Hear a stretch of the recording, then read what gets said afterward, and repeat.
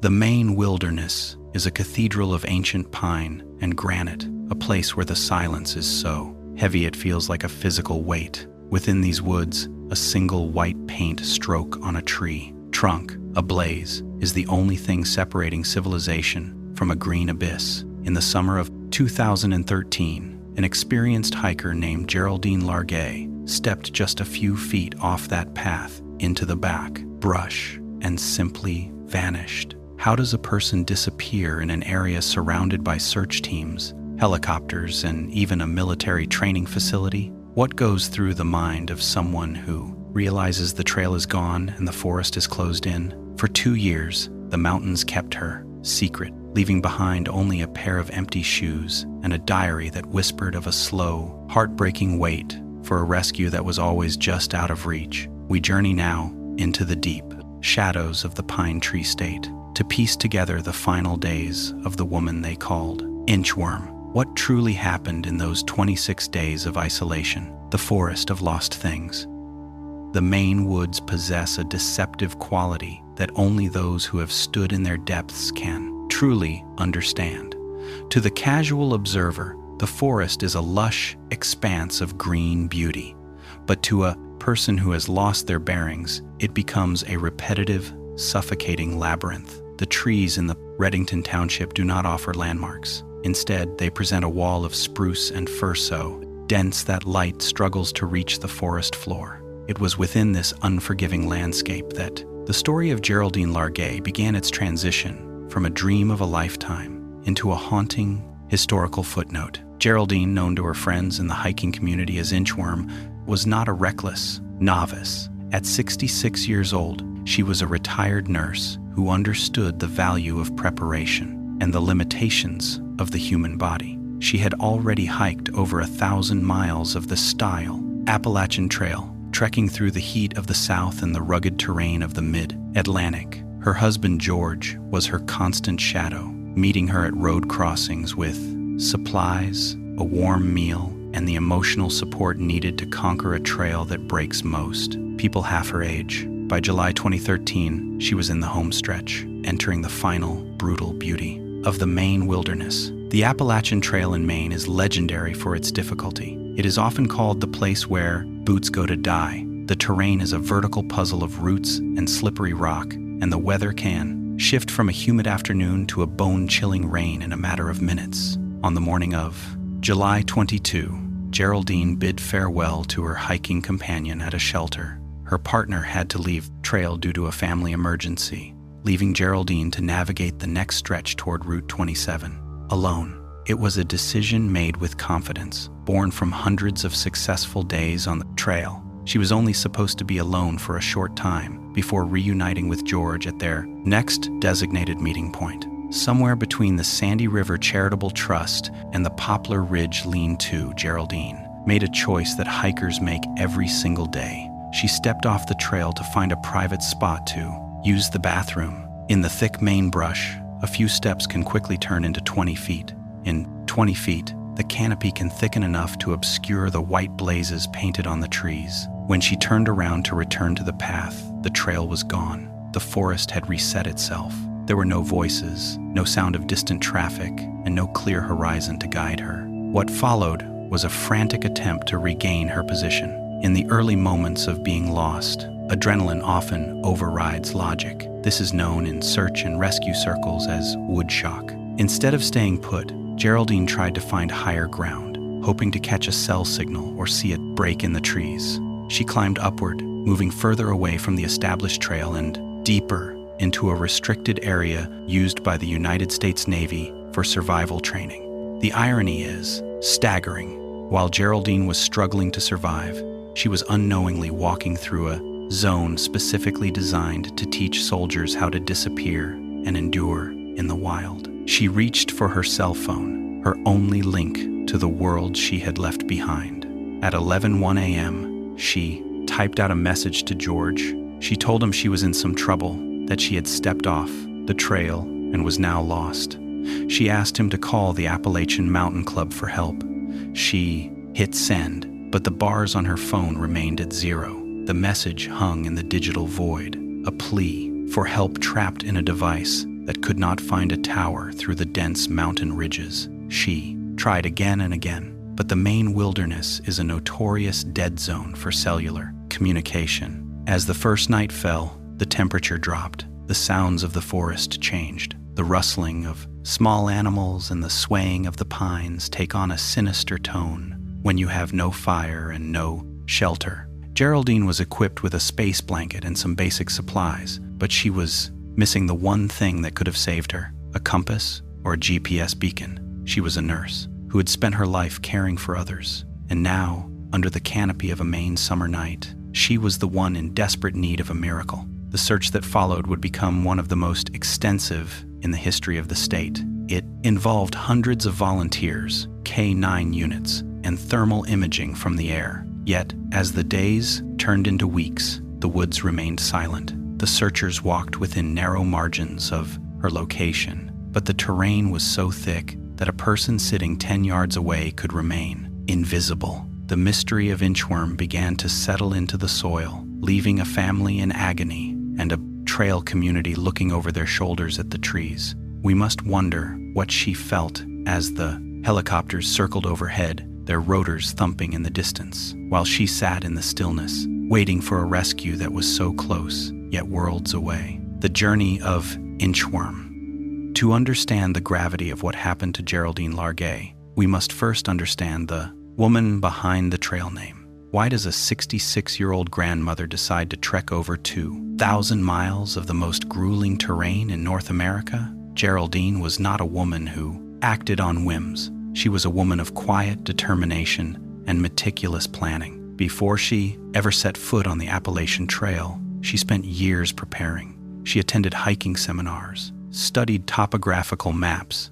and tested her gear in the climate of her home in Tennessee. This was a dream long deferred, a goal she shared with her husband George as they moved through their golden years. For Geraldine, the trail was not just a hike, it was a pilgrimage. The name Inchworm was self-bestowed and perfectly descriptive. She was not the fastest hiker on the trail. She was never interested in the ego of a high-mileage day or the competitive nature of younger through hikers who raced toward the finish. Geraldine was methodical. She moved slowly, taking in the moss on the stones and the way the light filtered through the canopy. She was steady. An inchworm moves with a specific, looping rhythm, covering ground through sheer persistence rather than speed. This slow pace was her strength for over 1,000 miles. But as she moved into the northern reaches of the trail, it became a variable that changed the math of her survival. The dynamic of her journey was unique because of George. While many hikers carry their entire lives on their backs, Geraldine had the luxury of a support vehicle. George would meet her at various trailheads and road crossings in their Chevy Trailblazer. He provided the resupply of food, clean clothes, and a hotel room for a night of recovery. This arrangement allowed them to share the adventure. It was a partnership of endurance. George was her anchor to the civilized world, the man waiting at the end of every segment with a smile and a logistical plan for the next day. This connection was her safety net, but it also meant that she was not accustomed to being truly alone or truly self-reliant for long stretches of time in the deep backcountry. By the time she reached Maine in July 2013, the Appalachian Trail had already tested her. She had dealt with the humidity of the South and the steep climbs of the White Mountains in New Hampshire. Maine, however, is a different beast entirely. It is the final state for northbound hikers and arguably the most primitive. There are fewer towns, more river crossings, and the trail itself is often a tangled mess of routes that requires constant focus. Geraldine was joined by a friend, Jane Lee, who was an experienced hiker. Having a partner is the single best safety measure anyone can take in the woods. Jane provided a second set of eyes for the trail markers and a second opinion when the path became unclear. The two women were making good progress, but the Maine wilderness is indifferent to human schedules. The terrain began to take a toll on Jane, and a family emergency eventually forced her to leave the trail. This was the crossroads. Geraldine now faced a choice. She could wait for Jane to return. She could stop her hike entirely, or she could push on alone for the final few hundred miles to Mount Katahdin. For a woman who had already conquered half the country on foot, idea of stopping so close to the finish line felt like an admission of defeat. She felt strong. She felt capable. She decided to keep moving. On July 21, Geraldine and George met for the last time at a crossing near Route 4. They spent the night together, and on the morning of July 22, he dropped her off. The plan was simple. She would hike roughly 22 miles over the next 2 days and meet him at the Route 27 crossing in Stratton on the morning of July 24. It was a routine handoff. He watched her walk into the trees, a small figure with a heavy pack and a bright spirit. Neither of them could have known that the simple act of stepping into the woods that morning was the start of a 2-year nightmare. The section she was entering is beautiful but treacherous. It passes over the Saddleback Mountains and through the Poplar Ridge area. The trail here is narrow, often overgrown with hobblebush and mountain laurel. The white blazes, the 2 by 6 inch rectangles of paint that mark the Appalachian Trail, can be difficult to spot when the fog rolls in or when the sun creates high contrast shadows on the bark of the trees. Geraldine was moving through this landscape. With her signature slow pace, she reached the Poplar Ridge lean-to and spent the night of July 21 there. Other hikers remembered her. They described her as friendly and upbeat. She took photos of the sunrise. She was doing exactly what she loved. The morning of July 22 was misty. Geraldine set out from the shelter, heading north. She was alone, but she was in high spirits. The trail ahead was a mix of boggy lowlands and steep ridges. About a mile or so from the shelter, she encountered a difficult section where the trail crosses a series of small streams and bog bridges. It is here that the psychological trap of the wilderness begins to set. When the ground is wet, hikers often look for the driest place to step. They look down at their feet instead of up at the trees. They deviate a few inches to the left or right to avoid a mud hole. In the Maine woods, a few inches can lead to a game trail. A game trail can look exactly like a human trail for the first 50 feet. When Geraldine stepped off the path to find privacy, she likely followed the natural line of least resistance. She walked into the brush, perhaps 30 or 40 feet, to a place where the trees provided a screen. In her mind, she was just seconds away from the trail, but the Maine forest is a hall of mirrors. When she turned to go back, every direction looked the same. The white blazes were obscured by the dense needles of the fir trees. The sounds of the forest, the wind through the needles and the chattering of squirrels masked any audio cues of other hikers on the path. She was now in a state of transition. She was no longer a hiker on a pilgrimage. She was a person who was lost. The Inchworm, who had moved so carefully across 14 states, had finally encountered a gap she could not bridge. She sat down and tried to use her cell phone, but the ridges of the Redington forest acted as a shield,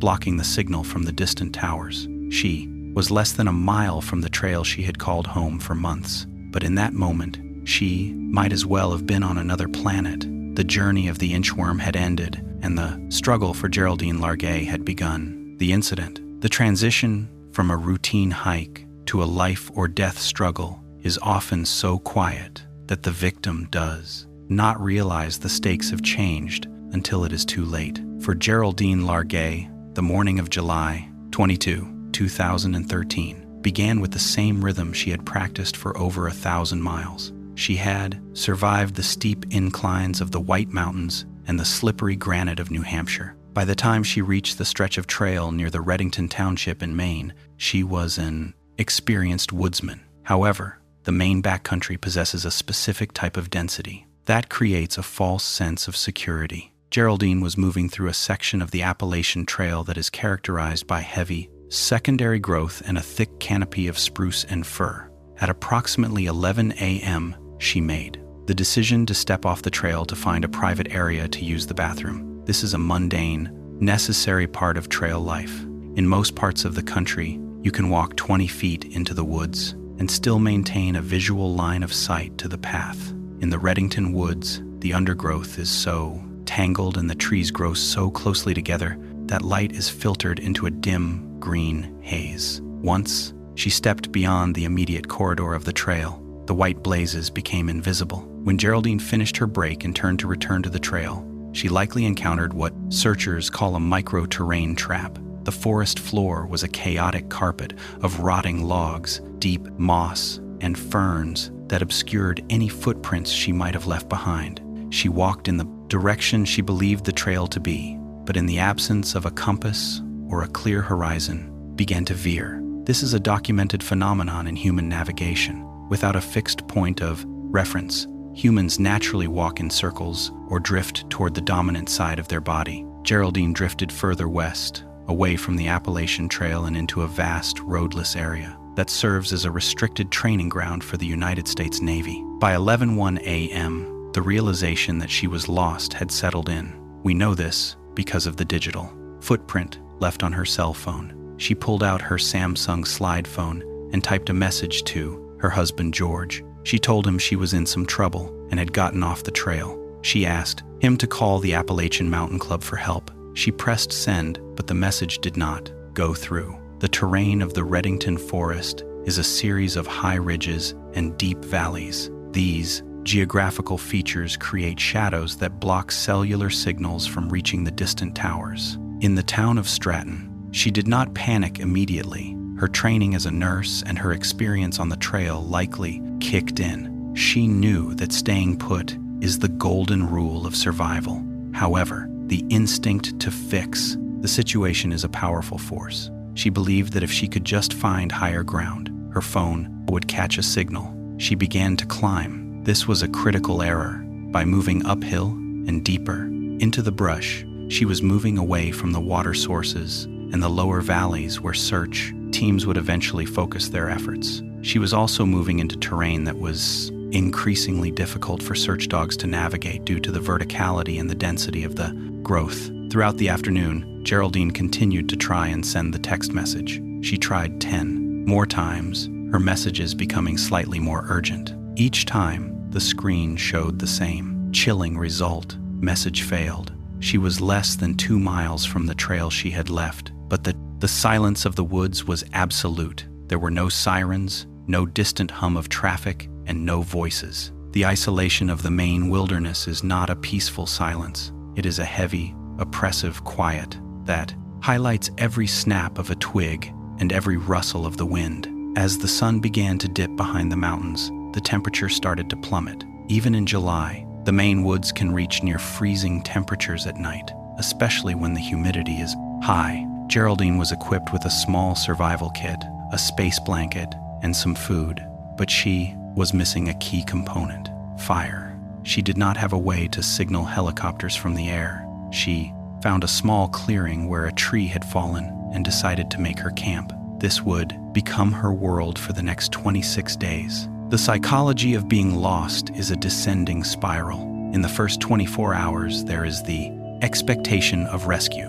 Every sound of a distant plane or a bird is interpreted as a search party. When the first night passed and the sun rose on July 23, Geraldine was likely still optimistic. She knew George would be waiting for her at the Route 27 crossing. She knew that when she did not show up, he would raise the alarm. She spent that day attempting to build a signal fire, but wood in the Maine forest is often damp with rot and moss. Without a dry fuel source or an accelerant, starting a fire in that environment is nearly impossible for someone without specialized survival training. The tragic irony of her location cannot be overstated. Geraldine had wandered into the Navy SEER facility land. This is a place where elite military personnel are sent to learn how to hide from trackers and survive in the wilderness. The very camouflage of the forest that the Navy utilized to hide their students was now working against Geraldine. She was a small woman in a green tent, tucked away in a forest designed to swallow people whole. As the search began in the world outside, Geraldine sat in her camp and began to write.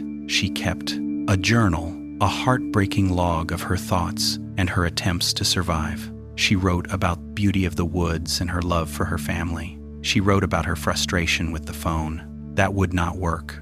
Most importantly, she wrote a final request. She asked that whoever found her would call her husband and daughter and let them know she had died and where they could find her body. She was preparing for the end, even as she hoped for a beginning. The incident was not a single moment of catastrophe. It was a slow, agonizing accumulation of small factors: a missing compass, a dead cell zone, and a forest that refused to yield. Geraldine Largay did not die because she was weak. She died because the Maine wilderness is a place of total indifference. It does not care about dreams, bucket lists, or the people waiting at the end of the trail. It only cares about the laws of nature. And on July 22, those laws were absolute. The search that missed.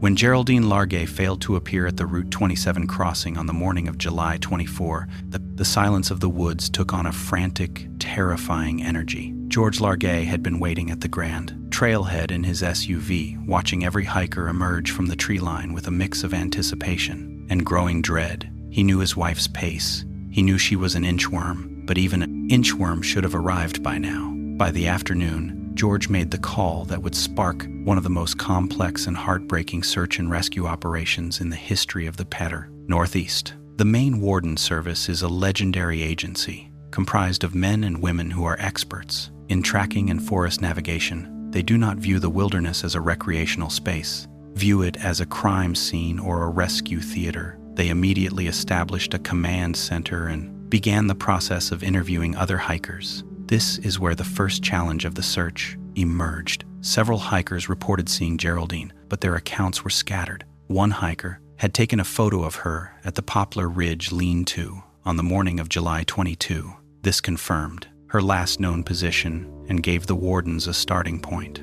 However, in the vastness of Maine backcountry, a starting point is merely a pinprick on a massive green map. The search quickly scaled into a massive mobilization. At its peak, the operation involved over 100 searchers, including game wardens, state police, and specialized volunteer groups. Like Maine search and rescue volunteers, they brought in K-9 units trained in human scent, tracking, and cadaver discovery. They utilized helicopters equipped with forward-looking infrared cameras, or FLIR technology, which is designed to detect the heat signature of a human body against the cooler background of the forest floor. On paper, it was an overwhelming force of technology and manpower. In reality, they were fighting a battle against a landscape that was perfectly designed to hide a person. The terrain in the Redington area is a nightmare for searchers. The forest floor is not flat. It is a chaotic jumble of blowdowns, trees that have been uprooted by storms, and thickets of mountain laurel so dense that a searcher often has to crawl on their hands and knees to move 10 feet. This density is the primary reason the search failed. Search theory relies on the concept of probability of detection. If you walk through a grid, how likely are you to see a person? In the Maine woods, that probability drops significantly. A person wearing muted colors, sitting inside a green tent, is virtually invisible from even 20 yards away. The K-9 units faced their own set of obstacles. July in Maine is often humid and stagnant. Scent molecules require a certain amount of air movement to travel to a dog's nose. In the deep valleys and thick spruce stands where Geraldine was located, the air often remains motionless. Furthermore, the sheer number of searchers in the area can create a scent saturation that confuses the dogs. While the wardens were focused on the corridor of the Appalachian Trail and the drainages leading down toward the roads, Geraldine had moved uphill, away from the expected paths. One of the most agonizing details of the search is the proximity. We now know, based on GPS coordinates found later, that search teams and K-9 units passed within a few hundred yards of Geraldine's campsite on several occasions. In fact, a search dog and its handler once came within roughly 100 yards of the tent where she was sitting. Why didn't she scream? Why didn't she blow a whistle? The answer lies in the acoustics of the forest. The same density that hides a body also muffles sound. A scream in a thick spruce forest can be swallowed in a matter of feet, sounding like nothing more than a distant bird call to someone on the other side of a ridge. The helicopters also faced a technological wall. The FLIR cameras are incredibly effective in open fields or sparse woods, but the main canopy in July is a thick, multi-layered umbrella of needles and leaves. The heat from the sun radiates off the trees, creating a thermal noise that can mask the signature of a human being. Geraldine had also done exactly what she was supposed to do to survive. She had stayed under cover to avoid the rain and sun. By staying in her tent and under the shade of the trees, she inadvertently shielded herself from the very eyes in the sky that were looking for her. As the days turned into weeks, the search began to shift from a rescue mission to a recovery mission. The Maine Warden Service faced increasing pressure and criticism. The public could not understand how a woman could vanish so completely in a modern age of satellite tracking and cell phones. Rumors began to circulate. Some suggested she had been abducted at a trail crossing. Others wondered if she had staged her own disappearance. These theories were a natural reaction to the impossibility of the situation. It was easier for the public to believe in a criminal conspiracy than to believe that the woods could simply swallow a human being without leaving a trace. In August 2013, the official large-scale search was scaled back. The wardens had covered thousands of acres, some of them multiple times. They had searched the streams, the valleys, and the most likely paths of travel. What they had not searched was the high, restricted ground of the Navy SEER facility with the same intensity, as it was considered an unlikely place for a hiker to wander. The search didn't end because the wardens gave up. It ended because they had run out of clues. The forest had won the first round. Geraldine Largay remained in the area for weeks, often sitting at the trailhead, waiting for news. That never came. He eventually had to return to Tennessee, leaving a piece of his life behind in the Maine soil. The silence that followed the search was perhaps the loudest part of the entire ordeal. For 2 years, the Appalachian Trail community would pass within a mile of Geraldine's camp, unaware that the mystery they discussed over their evening fires was resting just a few 1,000 feet away in a collapsed green tent. The searchers had done everything right by the book, but the book was written for a forest that was less unforgiving than the one in Redington. The 26 days of waiting. To understand the true nature of Geraldine Largay's final days, we must look past the statistics of the search and into the pages of the notebook found inside her collapsed tent. While the world outside was mobilized in a frantic, high-tech hunt, Geraldine was living a parallel existence of quiet, disciplined endurance. She was not a woman who surrendered to panic. Instead, she treated her survival like a job, maintaining a routine that lasted for 26 days in a square of forest no larger than a backyard. By the second day of being lost, July 23, Geraldine had moved to a small knoll that offered a slightly clearer view of the sky. This was her attempt to catch a signal, but it would become her permanent residence. She set up her green fleece tent and organized her belongings with the precision of the nurse she had once been. She had her trail map, her space blanket, and her notebook, which she titled, "George, Please Read."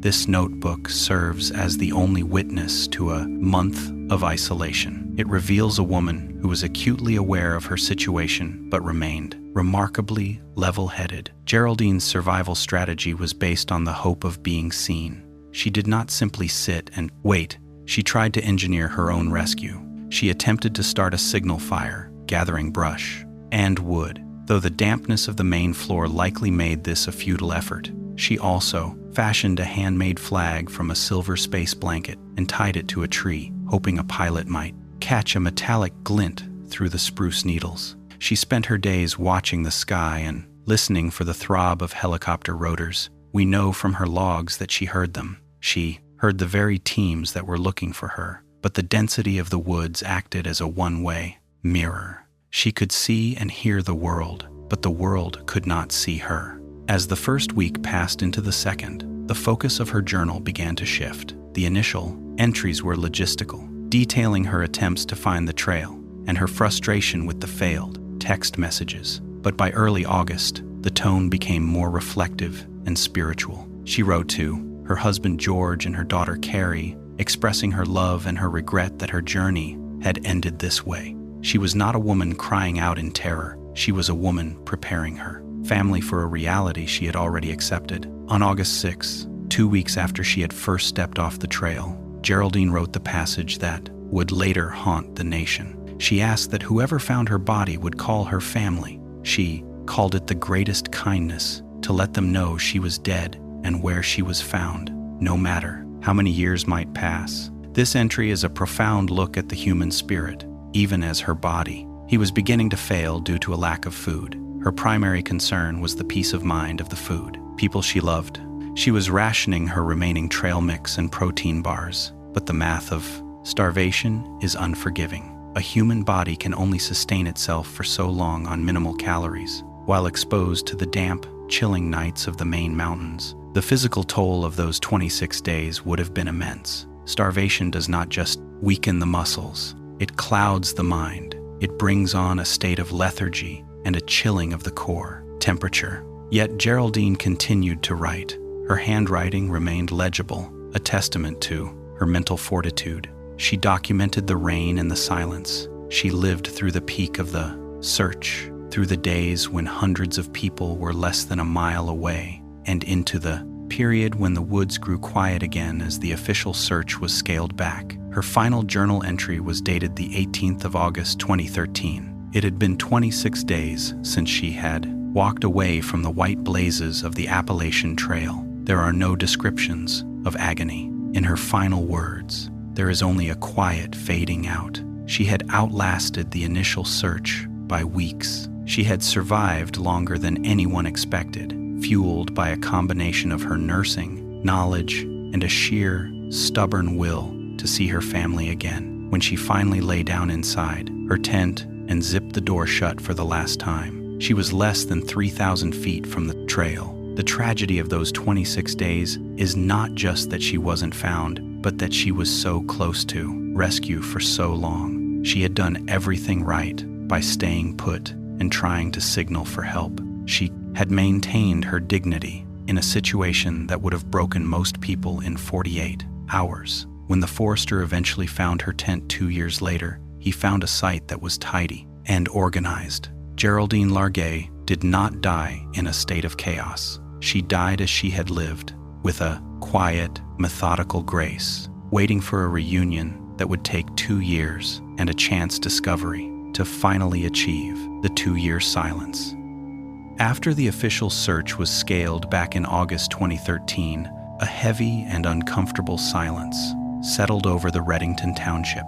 For the next 26 months, the case of Geraldine Largay transitioned from a high-stakes rescue into one of the most baffling cold cases in the history of the Appalachian Trail. The forest floor continued its cycle of decay and rebirth, covering the land in new layers of pine needles and snow. Hikers continued to pass by on the trail just a few thousand feet away, unaware that the answer to the mystery was resting in a collapsed tent on a remote knoll. The discovery finally came in October 2015. A surveyor working for the Navy was performing routine work in a section of the forest that was difficult to access and seldom visited. He stumbled upon a scene that stopped him in his tracks. A green tent, flattened by the weight of 2 Maine winters, tucked away in a stand of trees. Inside was a sleeping bag containing human remains. There was no struggle and no evidence of foul play. Beside the remains were the items that would tell the story of the missing hiker: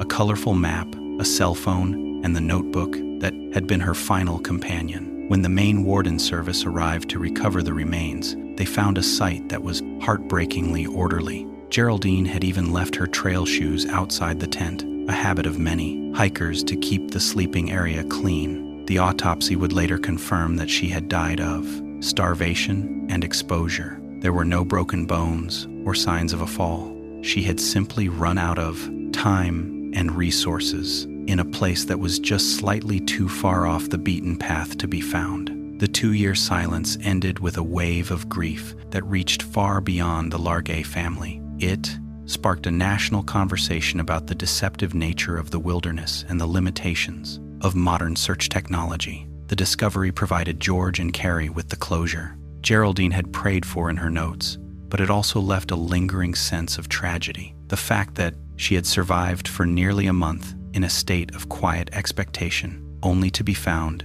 2 years later by chance, remains one of the most poignant chapters in the lore of the great outdoors. The story of Geraldine Largay is more than a tragic mystery. It has become a foundational case study for modern search and rescue and wilderness safety. Her disappearance and the subsequent discovery of her campsite 2 years later provided a sobering look at how easily the boundary between a dream journey and a survival situation can dissolve. The hiking community has undergone a significant shift in how it approaches remote navigation. The Inchworm legacy is now written in the safety protocols of every hiker who carries a personal locator beacon or a satellite messenger, tools that were significantly less common when she stepped off the trail in 2013. One of the most critical lessons learned involves the psychology of being lost. Experts now point to the limitations of the stay-put rule in specific terrains. While Geraldine did exactly what many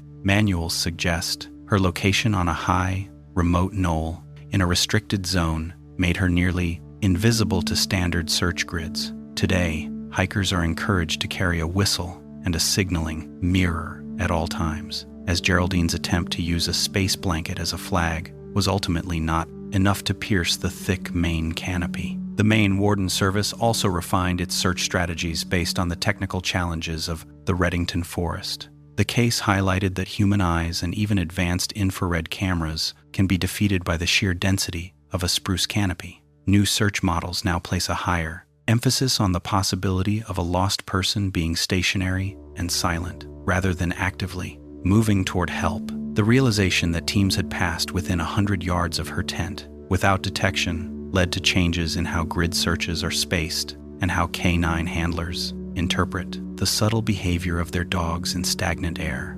Ultimately, Geraldine Largay did not die because of a lack of will. She died because of a single, mundane mistake that collided with an unforgiving geography. Her story remains a whisper in the pines, a reminder to every hiker to respect the silence of the forest and the fragility of the faith path. The white blazes are more than just paint, they are a lifeline.